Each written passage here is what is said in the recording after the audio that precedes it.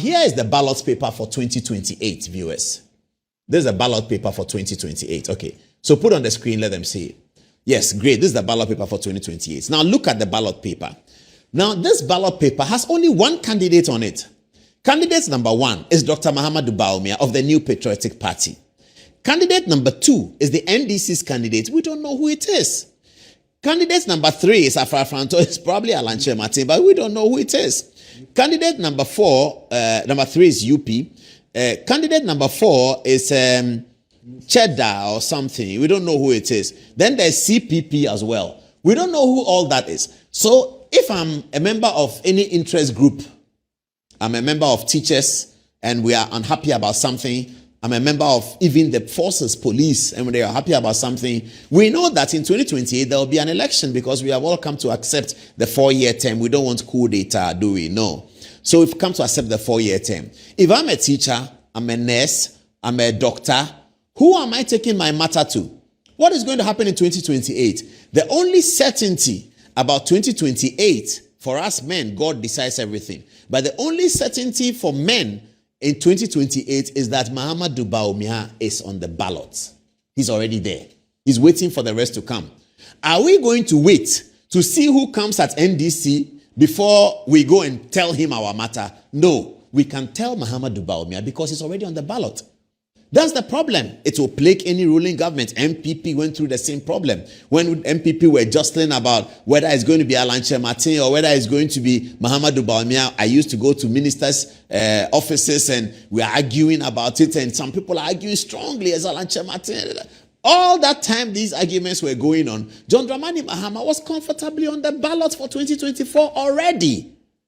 So these NDC guys who are asking for third term are concerned that this pictorial thing is working on people's minds. MPP have made it worse by electing Mahama Bawumia very early. I have to say that was a master stroke. And one day we have to award the person who brought that idea. Kwabene Japan and his supporters believe that Kwabene Japan was the one who brought this idea. There are other people who think they brought the idea. But whoever brought that idea has delivered a master stroke. Because this has driven home the point harder that Mahama Bawumia is firmly on the ballot. So if I'm a teacher today and my allowance has been messed up and we are a group of teachers and we want to complain about it, where do we go? Mahama Bawumia.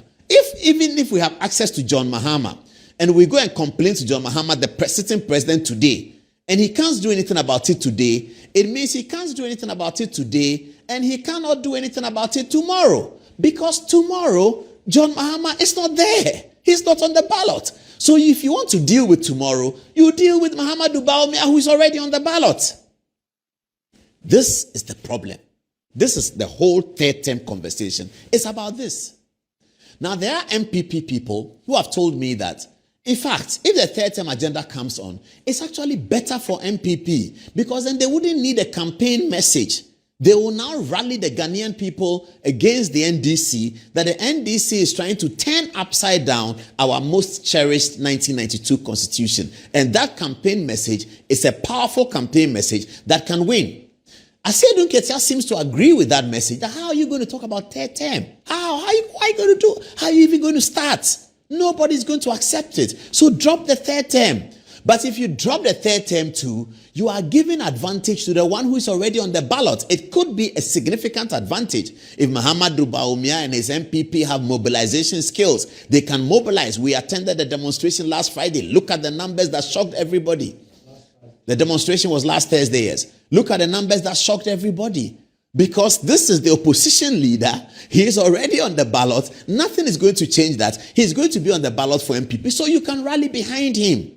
This is the reason why the third term agenda is popping up very strongly. And whether President Mahama likes it or not, there's going to be incessant pressure on him to do the third term. The only people who can stop it, nip it in the bud, is the Supreme Court. Will the Supreme Court nip it in the bud, or will the Supreme Court create a situation of more anxiety? By that I mean, some lawyers are arguing that the matter before the Supreme Court is moot. Nobody has said he's going to run a third term. So the Supreme Court is likely to say that they are not a court of theory.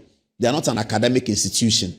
They don't do things that are yet to happen. Let somebody take the form, come to them and say somebody is violating Article 66, and then they can rule on it. If the Supreme Court were to give that kind of ruling, it opens up the door. It gives more room for new groups to be formed. Mahama third term in Bono Ahafo, Mahama third term in Ashanti, which has already started, Mahama third term in Greater Accra region. And there's going to be incessant pressure on President Mahama, whether he likes it or not, to consider this, because those people are thinking that if you don't do that, you are probably going to lose the election to the opposition. Here, we're going to show you where do these NDC members stand on a third term for President John Mahama. And we are going to use green, the tick green, to show you those who support a third term. We're going to use yellow to show you those who are neutral and we think are undecided. And we're going to use red to show you those who are against. So let's start with the green. They're going to put a green there. Okay, all right, yeah. Okay, excellent. Yes, there you go. So for the green, we have the following. Now, these are the NDC key decision makers that we believe have sworn to John Mahama. It's not about whether they like the third term or not. Whatever John Mahama wants to do, they will support him. They will support him until it ends. They will support him until the court stops them. They will support him until the Ghanaian people say they don't want it. These are the people I've put on the screen. It's your frontline fighters for the third term if John Mahama wants to do it. First is Defense Minister Eric Ejay. He's green. If John Mahama wants to go a third term, he can count on Eric Ejay 1,000%. Eric Ejay will always be there. Stanislav Dogbe, Deputy Chief of Staff. If John Mahama is running a third term, he can count on Stan Dogbe 5,000%. Stan Dogbe will be there. Julius Debra, if John Mahama wants to run a third term, he can count on his Chief of Staff. Julius Debra will stop everything he's doing. He will stop the athletics, stop the walking, stop everything he's doing, and he'll follow John Mahama for the third term. This is Elvis Efrie Ankara. I can tell you, my last bottom dollar, that if John Mahama wants to do a third term, he's going to have a straight green from Elvis Efrie Ankara. He's going to support him to the hilt. Deputy Attorney General Justice Sremsai is just another of those who are going to support John Mahama if the president decides to run a third term. K. Salato Forsen will be in the saddle as well. These are the top 11. John Mahama is the coach for the third term. Sam Nate George of communication, for sure. He will support John Mahama if John Mahama wants to do a third term. And then you have the Greater Accra Regional Minister. It's the only regional minister we added that he also will support the agenda for a third term. I have here Emmanuelama Kofi Boa, Minister for Lands, who will do the support John Mahama for the third term. Deputy Minister John Dumelo is another. He will support John Mahama for a third term. James Agalga, incoming majority leader, he will also support John Mahama. And then you have Minta Akando. Minta Akando is green. He's going to support John Mahama for a third term if the president decides to do it. Mahama Yariga, Minister for Local Government, incoming. He's going to support John Mahama if John Mahama wants to do it. Lisbeth Ofusua-Jare is the Minister for Trade. He's going to support John Mahama. And see who we put at the end. Iroko boss, Raymond Acha, he is deep in the pot. If John Mahama wants a third term, you can be sure Raymond Acha will be there. Are we done with the green? Let's shift to yellow if you can. Yes, great. So these are the yellows. And that's where the conversation gets interesting. The yellow undecided, they look like they're undecided, the yellow people. I begin with Presidential Advisor on Legal Affairs, Marietta Brew Apia-Opon. Our investigation suggests that he's asking questions. What's the third term about? When you hear people do that, that's yellow. Dominic Ayini, the Learned Attorney General and Minister of Justice, yellow. Third term, yellow. Samuel Okudzeto Ablakwa, the Minister for Foreign Affairs, yellow. Third term, yellow. And then I have Kofi Adams, Minister for Sports, also third term, yellow. This is the Minister for Gender. Yes, Naamo Molate, and also we put her in yellow. This is where it gets very interesting. Johnson Asiedu Ketia is a red, big red, huge, black, red. He's not interested in third term. Third term should not be canvassed. It's a bad decision. That's Asiedu Ketia, red. Augustus Guzitano is red. But Augustus Guzitano comes in with another explanation. Let's get back to the studio. Let me explain to the people about Guzi. Now, the cadres, and I've spoken to one or two of them. They are in Akwetia and Koforidua. I engage them every now and then to just understand what's happening.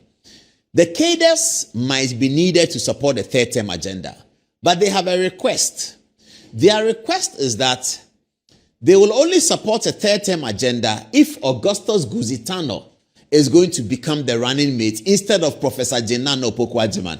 That's very dicey. We are investigating that in a better way. By the time we come on Thursday or next week, I'll get you a full... Some of them want to talk. I really don't want to put them on TV yet. But some of the cadres who call me, they want to talk.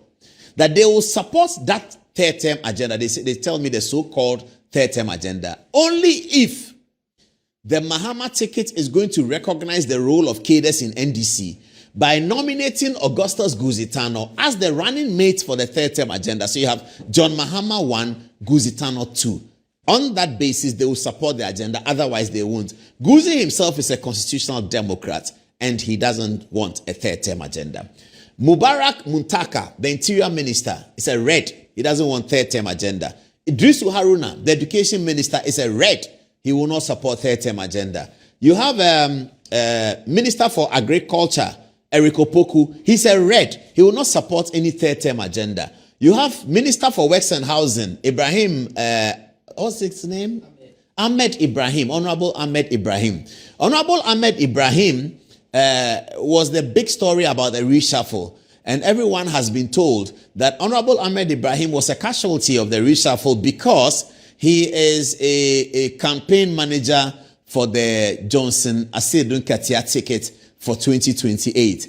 And as Minister for Local Government, Ahmed Ibrahim is reported to have been working with MMDCs and the local government system and delivering that platform to the ever-popular Johnson Asedun Katia. I don't know whether that's true or not, but that's the allegation that's been made against Ahmed Ibrahim. Now, get back on the TV so they can see Fifi Kwete. Now, Fifi Kwete is also there, and Fifi Kwete is a deep red for third-term agenda. So this is where the matter is.